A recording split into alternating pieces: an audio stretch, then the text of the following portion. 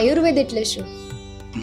હવે આયુર્વેદ છે ને એ બે શબ્દથી બનેલો છે, આયુ અને વેદ, બરાબર છે. તો આયુની માટે જે કંઈ જાણકારી, જે કંઈ નોલેજ, જે કંઈ આયુ પ્રાપ્ત કરવાની વિધિ છે એ બધું આયુર્વેદ કહેવાય.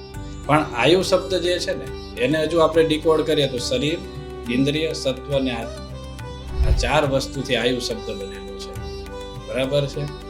તો આ ચારેય માટે, આ ચારેયને જાણવાની જે જગ્યા છે જે આ ચારેય વસ્તુ માટે જે લખ્યું છે. બીજું કે આ જે ચારેય વસ્તુ છે એના માટે હિતકારી શું, શરીરને સારું રાખવું એના માટે શું હિતકારી, શું અહિતકારી, મનને સારું રાખવા માટે શું હિતકારી, શું અહિતકારી, ઇન્દ્રિયને સારી રાખવા માટે શું હિતકારી, શું અહિતકારી, સ્વસ્થ રહેવાના કારણ શું, સ્વસ્થના લક્ષણ શું, અને સ્વસ્થ રહેવા માટેની ઔષધો કઈ.